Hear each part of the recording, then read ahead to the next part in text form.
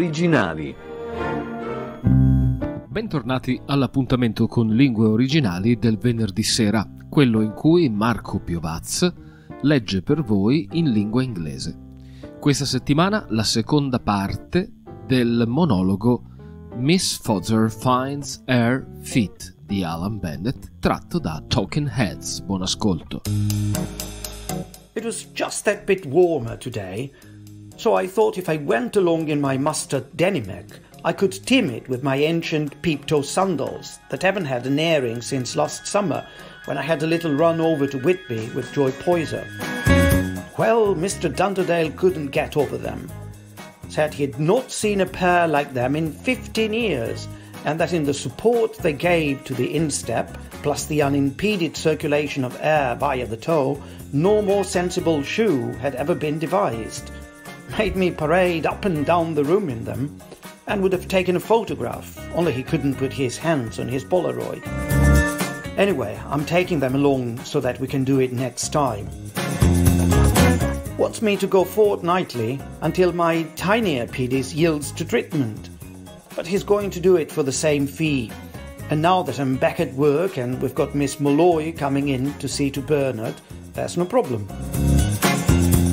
She said, "Call me Mullery." I said, "Mullery? What sort of name is that? I wouldn't be able to put a sex to it." She says, "Well, I'm Australian." Strong girl, very capable, and a qualified physiotherapist with a diploma in caring. It's Australian caring, but I suppose it'll be the same as ours, only minus the bugbear of hypothermia.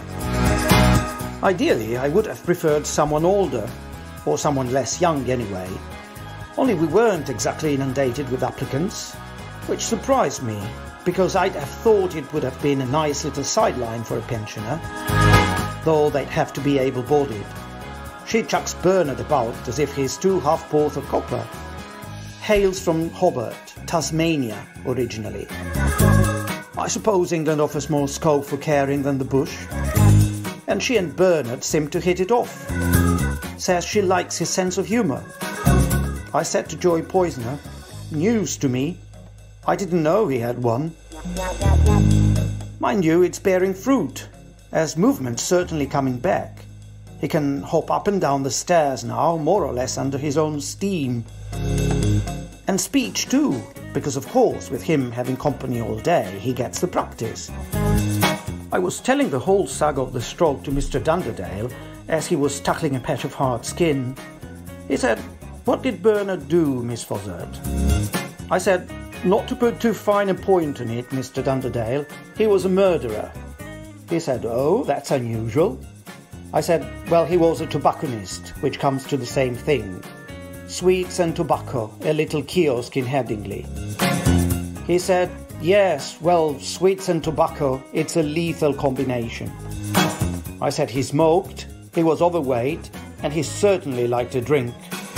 Worry is another cause, I know, but as I said to Mr. Clarkson Hall, that is something he never did. But now, of course, he's paying for it. Only what seems unfair is that I'm paying for it too. Mr. Dunderdale looked up and said, "Yes," and he had my food in his hand. He said, "Yes, if there had been 13 disciples instead of 12, the other one would have been you, Miss Fozzard." Green silk handkerchief this time. Last week it was red. The words are beginning to come back though, no doubt about it. And when he can't manage a word, I get him to do what Mr. Clarkson Hall suggested, namely describe what he means and skirt a path round it. Miss Molloy makes him do it as well, and she says, one way and another they get along. Bathes him every day, rubs him with baby oil, says that where bed sores are concerned, prevention is better than cure. I still go in on a night and give him all my news.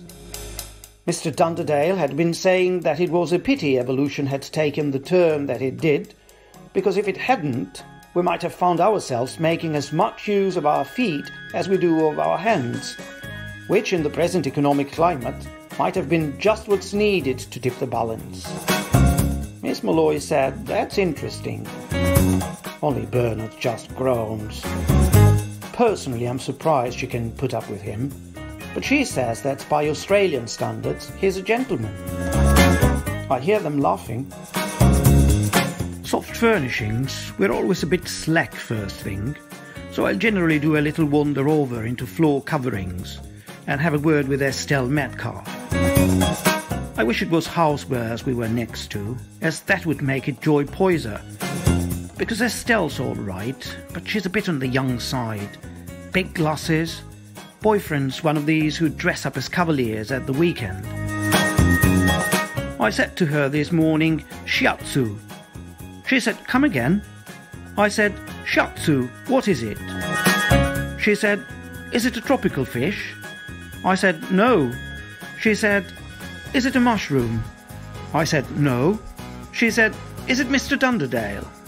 I said, "Why should it be Mr. Dunderdale?" She said, "Because most things are with you these days." I said, "I shall ignore that, Estelle. Suffices to say that it's a form of massage involving various pressure points on the body that was invented by the Japanese." She said, "That's all very well, but it didn't stop them doing Pearl Harbor, did it?" Neville's besieging York on Sunday, trying out his new breastplate. Estelle's going along as an imploring housewife who comes out under a flag of truce. Just then a customer comes in wanting some seersucker sleepovers, so we had to cut it short. I don't talk about Mr. Dunderdale, and if I do, she talks about Oliver Cromwell. I go weekly now, though Mr. Dunderdale won't charge me any more. I was sat on the sofa afterwards, while he put away his instruments, and he said, "Good news, Miss Fozzard. We seem to have cracked the tiny Apedis, not a trace of it left. I think that calls for a sherry refill. Are you in a hurry to get off?" I said, "No, why?" He said, "Well, we still have a little time in hand, and I wonder if I might prevail upon you to try on a pair of bootees." I said, "Bootees?" He said, "Well, I'm using the term loosely. They're technically what we would call a fur-lined Gibson Bruce look, but bootees is a convenient shorthand. The shade is Bengal bronze." I said, "Well, they're a lovely shoe." He said, "Yes, cosy, ankle-hugging, that make a beautiful ending to the leg. They're a present, of course." I said, "Oh, Mr. Dunderdale, I couldn't." He said, "Miss Fozzard, please. My contacts in the world of footwear procure me a considerable discount. Besides, there is a little something you can do for me in return." I said, "Oh?" He said, "My years in bending over ladies' feet have resulted in an intermittently painful condition of the lower back, which if you are amenable, you have it in your power to alleviate." I said, "I do, Mr. Dunderdale." He said, "You do, Miss Fozzard. I'm going to put one cushion on the hearthrug here for my head and the other here for my abdomen. And now I'm going to lie down, and what I want you to do is to step on my lower back." I said, "Should I take the bootees off?" He said, No, keep the bootees on. Their texture makes them ideal for the purpose. That's it.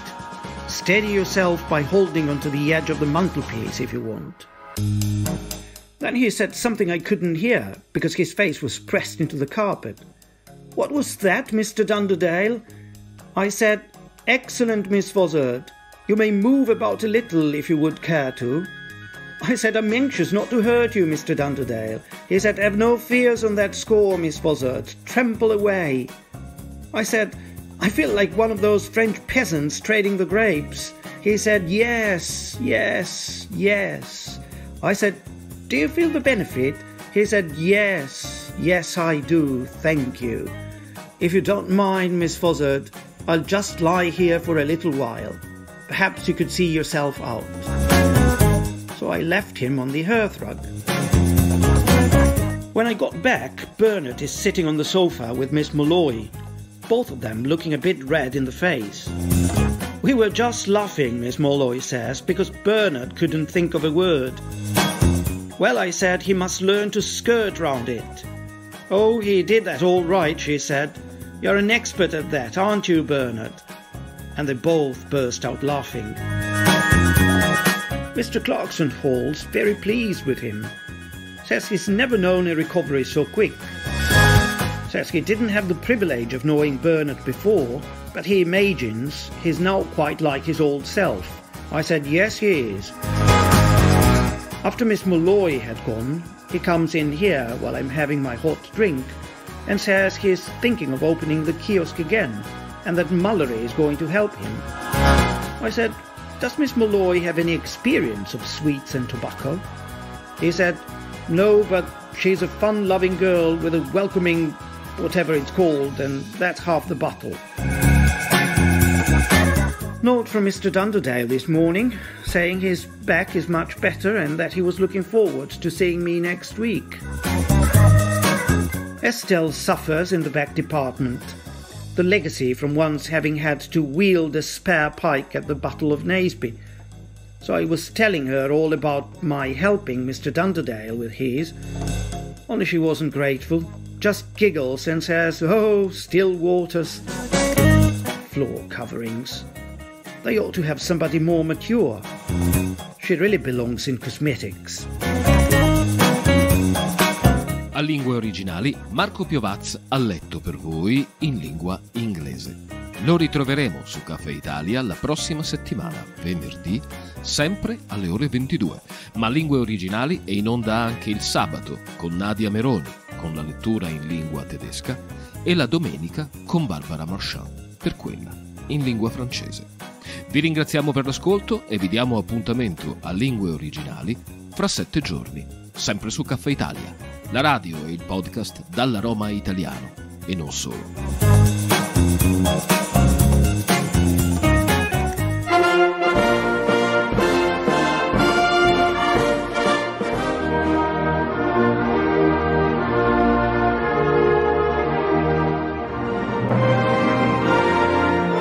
Lingue Originali.